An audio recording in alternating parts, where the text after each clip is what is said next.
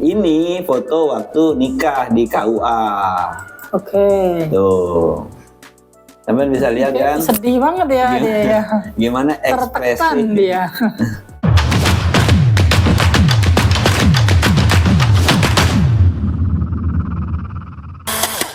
Assalamualaikum warahmatullahi wabarakatuh. Seperti biasa kita akan berbincang-bincang lagi bersama Pak Yuda.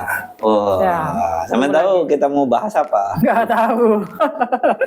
Cuma sengaja. Oke. Jadi kita mau bahas temanya bullying. Ya, ada suatu hari saya lihat ada konten foto di fanbase di X. Itu tentang orang yang masa kecilnya dibully, tapi setelah tumbuh dewasa dan berkeluarga, dia itu berdamai dengan bulian yang diterima. Oke, bulian seperti apa nih? Bulian fisik, karena memang secara fisik dia itu ya, apa ya? Bullyable banget. Ya, bullyable banget lah, bullyable banget. Oke. Secara fisik ya. Secara fisik. Tapi ternyata dia justru menjadikan bullying itu jadi kayak apa ya? Kekuatan. Kayak cuman dibuat bahan bercandaan aja. Oh. Di senyumin aja mungkin. Ya, dia punya cara yang beda untuk merubah bullying itu jadi energi positif buat dirinya, gitu Pak. Ini orang Sumatera, namanya Hadi Badek. Nih, Hadi Badek. Orang Sumatera. Hadi Badek. Dia kerjanya sekarang konten kreator, editor juga, terus dia kayaknya sih main-main currency apa? Oh ini apa namanya? Kayak semacam investasi gitu loh Pak. Oke. Nah ini. Di keuangan. Ya. Ini Hadi Badek, kita lihat dia punya story apa. Nah dia punya ciri khas kalau foto itu begini Pak, lidahnya keluar tuh. Oh melet. Ya. Ke samping lagi. Melet ke samping, kan orang jadi terpancing untuk membuli Pak.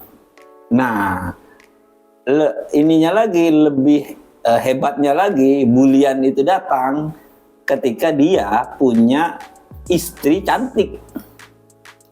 Waduh, nah, yang istri mana cantik nih? Jangan bilang yang ini. Dijadiin, saya nggak tahu ya kalau ini. Tapi iya kayaknya itu dah. Ya. Nah, ini istrinya. Wow.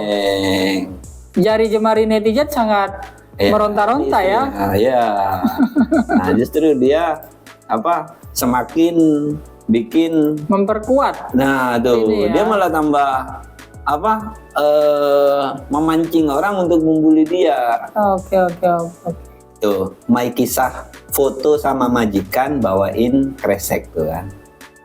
Iya. Nah terus karena dia sudah berdamai sama, menjadikan itu energi positif itu justru dibikin konten sama dia. Konten-kontennya itu dia sama istrinya kalau foto berdua itu dia kayak happy banget, terus istrinya itu kayak menderita banget Pak. Ekspresinya. Ada gimmick-gimmicknya. Iya, gimmicknya kayak begitu. Kayak gini ya kan, kayak aduh capek banget nih, kayak gitu kan. Sementara dia kayak happy banget tuh. Terus konten-kontennya ngocol begini. Tuh, ini sama istrinya.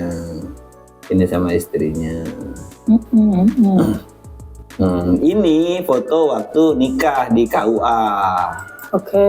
Tuh. Teman bisa lihat kan? Sedih banget ya dia ya. Gimana ekspresi tertekan dia. Nah, dengan ini ada 900. Gila, 900 komen. Yang komenannya ini kadang-kadang masih dijadiin konten sama dia. Komenan yang menghujatnya itu sangat keras, itu dijadiin konten sama dia. Jadi justru itu jadi ini ya, jadi bahan konten jadi bahan konten lagi. Jadi setelah dibully, buliannya itu ini lagi sama dia. Tentunya itu sudah di tahap dia sudah berdamai dan mampu berdamai ya. Belum lagi kalau ada dia bucinan sama istrinya lewat WA, itu masih jadi konten juga. Set dah. Nih, Nih. tuh, sayangku, selamat malam sayangku, kata istrinya. Kamu lagi apa? Malam uga. Duduk nih. Oh. Dari dia ngetik begini, ini juga udah meronta-ronta nih. Iya kan? Buset dah. Coba pop dong, wah di pop lah foto dia begini nih. Tuh, maaf ya lama abaikan cat tembok. Waduh nih, cat temboknya sudah diabaikan. Gue kira ganteng tuh. Iya.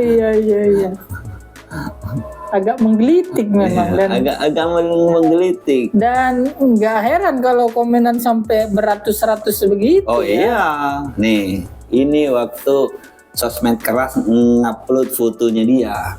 Oh di reupload. Iya, ada reuploader. Deh, Apa nih? sosmed keras ini screenshot komenan netizen di Facebooknya dia. Karena dia upload biasanya tuh di Facebook Pak. Kayak Kang Foto Cilo. foto pernikahan nih biasanya begini background biru kan. Lagi tren. Itu di-upload fotonya, di komen. Kok bisa ya ceweknya cantik putih bening, cowoknya kayak Kang Cilok gitu. Nah, ini yang di-upload sendiri. Oke. Tuh, di-upload begini kan kontras ceritanya kan begini kan. Wah, ini nggak cocok nih, bukan pasangan yang cocok tuh. Habis itu dia komen sendiri pakai gambarnya dia begini. Tuh. Gimana netizen tidak terpancing? Gimana orang, iya kan? Dari saking dia itu sudah berdamai dengan bullying yang dia terima sejak masih kecil. Jadi kekuatan yang memang spesifik segmentednya ke dia sendiri gitu Pak. Iya. Jadi karena dia sering dibully ya samesan gitu, sekalian gitu.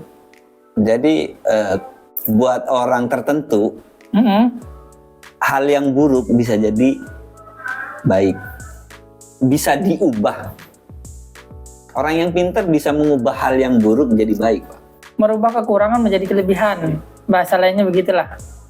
Merubah, ya hal buruk, ya dia dapat hal buruk aja dia bisa jadi hal positif buat dirinya.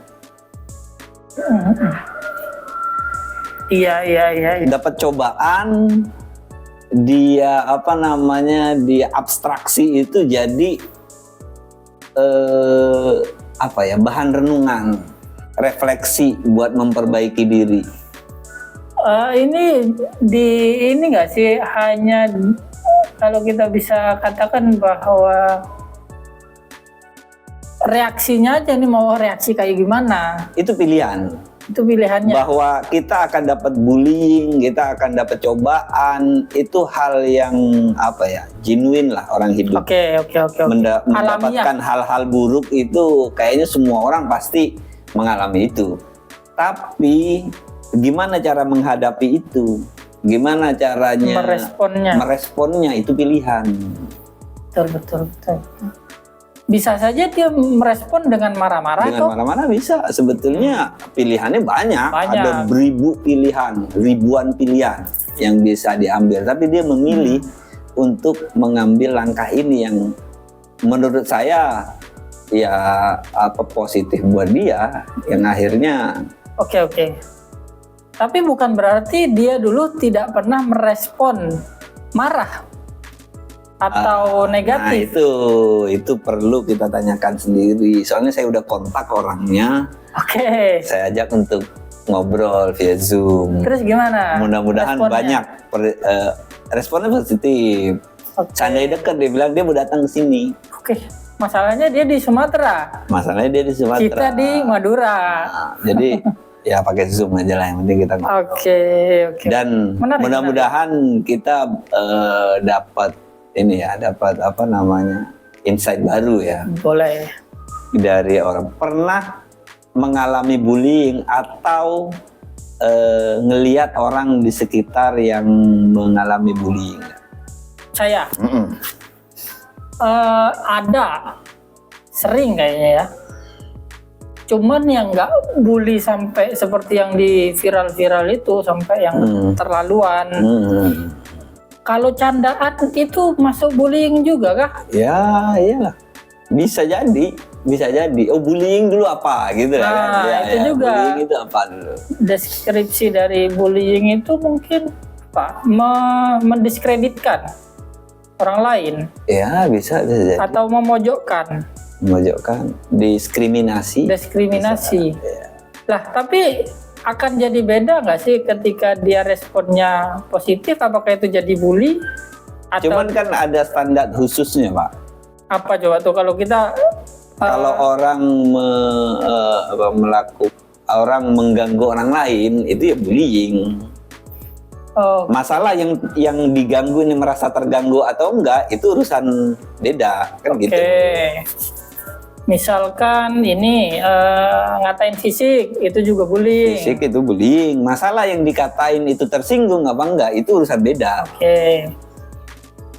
Merendahkan, diskriminasi, ya. Bersikap rasis. Iya, kalau kayak begitu sering saya temukan. Cuman kebanyakan kalau saya melihat sih tidak direspon yang terlalu gimana gitu loh. Kita anggap sebagai candaan. Kalau saya melihatnya begitu. Waktu saya di SMP, di SMA, ada juga yang responnya menjadi sedih, ada juga.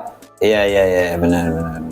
Cuman sebentar. Karena namanya aneh biasanya. Karena dia bisa. berasal dari pedesaan yang pedalaman banget. Kalau ngatain orang tua, ini masuk bullying kah?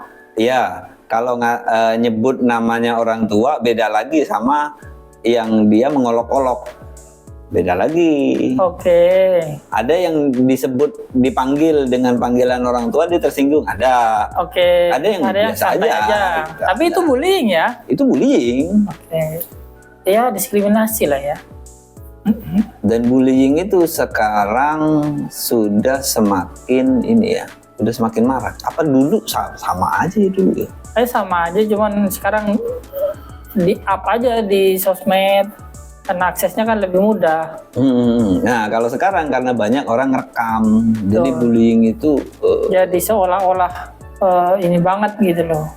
Kayaknya dari dulu juga ada, sama aja. Sama aja. Ya kalau bullying secara fisik ya sama aja sih. Sama. Saya dulu waktu SD juga, waktu sekolah lah, karena emang secara fisik saya itu kecil dibandingkan teman-teman yang lain ya. Beberapa kali dapat bullying fisik. Apa biasanya yang sering dilontarkan teman-temannya? Fisik, Pak. Fisik bukan dilontarkan, yang dihantamkan.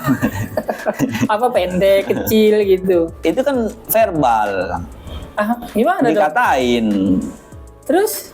Ya fisik, ditendang. Iya. Bullying fisik. Bukan body shaming.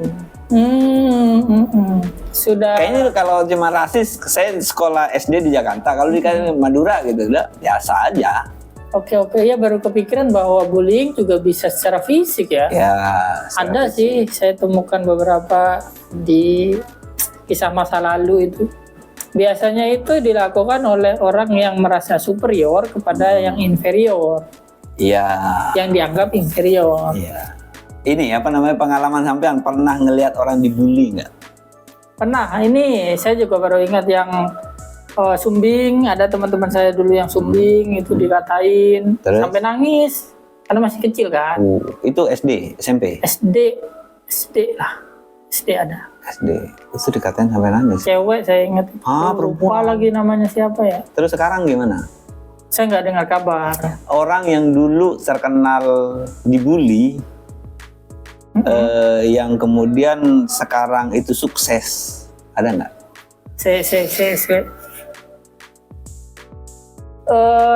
Lebih ke ini mungkin ya. Saya nggak bisa mengingat langsung nih. Cuman ada beberapa yang ini Dulu tuh dia kecil banget, kayak sampai pendek. Secara fisik ya. Ya nggak yang sampai ditendang dan dipukulin sih, cuman ya dikatain secara verbal dan dianggap remeh lah. Iya. Dianggap tidak berarti, Berdaya. tidak berdaya, tidak dihiraukan karena fisiknya yang kecil, dianggap sepele. Oh ya, disepelekan. Jadi misalkan mau volley kah, sepak bola kah, dia kayak nggak dihitung gitu loh. Sekarang fisiknya itu bahkan mengalahkan dulu yang ngatain dia. Dia tinggi, badannya agak besar. Orang-orang teman-teman yang dulu sering membuli dan bahkan cuman bercandain itu kaget lihat perkembangannya dulu. Sekarang tinggi besar, di SMA juga ada yang kayak begitu. Dulu tuh kecil, pendek, sekarang udah tinggi, besar begitu. Berarti itu kayak ada ini ya, keterlambatan pertumbuhan ya? Bisa jadi. Jadi dia nggak setara dengan teman-teman sebayanya. Dan mungkin responnya dia ketika dibully seperti itu, jadi punya keinginan untuk gimana nih saya biar bisa tinggi, saya biar bisa berisi, mungkin dari latihan olahraga, asupan makanannya mungkin. Saya ada teman di Surabaya, itu dulu sering dibully karena fisik ya. Oke. Secara fisik saya emang ya bullyable lah. Gimana nih? Kekurangan kah apa? Enggak kekurangan, enggak disabilitas. Oke. Cuman dia karena dulu kumpulan temen itu di kamar itu, dia itu paling kecil gitu, secara fisik paling kecil. Dia juga kayak nggak ada hubungan dengan orang-orang yang lain gitu loh. Hubungan saudara atau apa gitu dengan yang lain. Sementara yang lain kan ini saudaranya ini. Oke. Terus juga ini tetangga di kampung, ada yang tetangga, ada yang saudara gitu. Nah sekarang dia itu punya toko Pak di Surabaya. Di Surabaya. Ya. Aslinya memang Surabaya. Aslinya Surabaya. Dia dulu itu sebelum dia punya toko itu, dia itu ini kerja di kapal berlayar. Oke. Belajar luar negeri. Terus habis itu dia emang punya visi kalau dia pengen punya usaha sendiri setelah berlayar. Itu dia berhenti berlayar itu emang sesuai dengan yang dia rencanakan. Di tahun sekian di tahun sekian saya akan berhenti berlayar. Dan dia punya modal terus nerusin toko punya mertuanya. Oke. Yang nggak keurus gitu dengan modal dia. Dan sekarang dia itu kayak progres banget tokonya. Orangnya sibuk gitu loh. Nah, muncul saya tuh ngeliat ini kan anak yang dulu sering dibully gitu. Apakah itu adalah respon dari bullying itu? Saya sih nggak tahu ya. Cuman saya punya punya kepercayaan bahwa untuk sukses itu kita lebih baik dibully daripada membuli. Oke, iya lagi ya. Kenapa coba? Karena peluang untuk sukses itu lebih besar orang yang terbuli Pak daripada dibully, daripada membuli. Karena dia posisinya sudah di bawah nih. Di bawah, terus dia di challenge, itu kan challenge. Kemungkinan dia akan memberontak itu kan besar. Kalau orang dibully nggak mungkin dong akan terima-terima aja.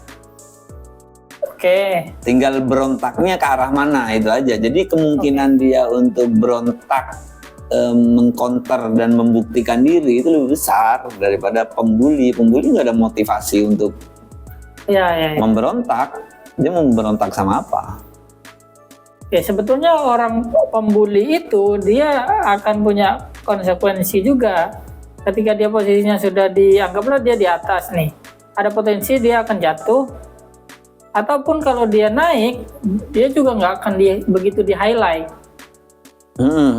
Sebaliknya ketika yang dibully dianggap sudah paling rendah, ketika dia naik dia di highlight banget. Kalaupun dia agak turun dia juga nggak. Sebaliknya lah kayak yang membuli itu. Ya memang tergantung responnya sih. Nah, sekarang kan anak sampean, anak saya usia sekolah. Ya. Ada nggak kasus bullying yang dialamin? Oh, sama anak saya.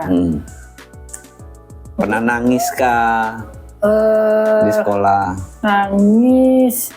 Oh ya, lebih ke fisik sih kalau anak saya. Biasanya di teman-temannya yang agak yang aktif, lebih besar, agak aktif. Ya mungkin disenggol apa gimana, ya itu dia nangis. Atau dia dibentak, karena di rumah kan nggak pernah dibentak tuh. Jadi ya itu mungkin yang jadi kendala. Cuman semakin kesini enggak sih, saya lihat. Gimana sampean menghandle? Tahu kalau anaknya dibentak sama temen sekolahnya, responnya gimana? Responnya saya? Ya. Kalau saya sih sering sering ngajak cerita anak saya. Jadi ketika dia sekolah di rumah saya tanyakan gimana tadi sekolahnya, terus siapa coba sebutin teman yang tadi menurut Mbak Bunga paling menyenangkan gitu. Saya tanyakan begitu. Begitupun sebaliknya, dia akan cerita tuh. Tadi saya jatuh didorong dan lain sebagainya. Terus gimana responnya? Ya lain kali hati-hati, bilang ke temennya hati-hati, bahaya dan lain sebagainya begitu. Jadi diupayakan untuk memberikan solusi. Kayak ini juga ada yang temennya bilang kata-kata yang menurut penilaian orang itu kan kasar. Ya. Seperti berbicara goblok, terus dan lain sebagainya lah. Ya itu diajarin bahwa kata-kata itu jangan disebutkan karena nanti hatinya sakit, sedih gitu. Jadi Pak Bunga nggak boleh ngomong seperti itu ke temannya. Kalau ada temannya yang ngomong seperti itu dibilangin nggak baik gitu. Ya segitulah. Berarti dia cukup bisa memahami anak kecil kalau digituin. Ya, karena sebetulnya kan anak kecil nggak tahu ini benar apa salah, terus ini apa gitu kan. Dia butuh seseorang yang mengajarkan, memberikan arahan.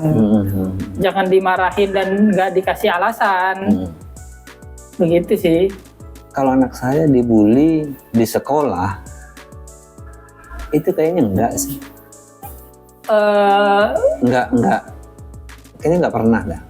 Oke. Cuman kalau dia cerita kasus bullying itu biasanya temennya ke temennya yang lain. Oke, dia jadi jadi pemantau mungkin. Iya, pemantau. Dan dia itu ikutan sedih biasanya. Oh, dia sensitif. Iya, dia agak sensitif. Sering cerita ke sampean? Sering cerita. Kalau ada kejadian apa di sekolah dia cerita. Cuman kebanyakan bukan dia jadi korban.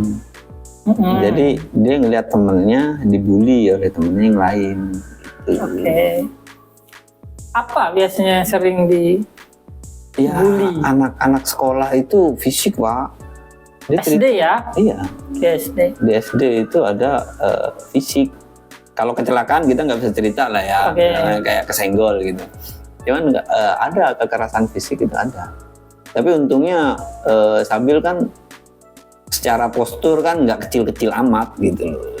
Oke. Jadi di sekolahnya dia itu termasuk ukurannya postur tubuhnya ya sepadan lah sama yang lain. Jadi nggak terlalu kontras lah ya. Cenderung nggak jadi korban bully. Gitu. Tapi temannya ada yang dibully. Dan dia kalau lihat gitu sedih banget. Gitu. Dan respon dia apa tuh kalau Dia Kalau temennya. belum tahu dia harus ngerespon kayak apa gitu. Ya sambil saya ajarin. Iya. Kalau ada teman yang mau berantem itu dipisahin. Lapor guru biasanya dia, lapor wali. Oke. Setidaknya Oke. tahu ya. Gimana? Cukup dulu perbincangan kita. Oke. Mudah-mudahan nanti kita jadi collab sama Hadi Badek. Iya. Ya. Jangan lupa ditonton di konten selanjutnya. Demikian, wassalamualaikum warahmatullahi wabarakatuh.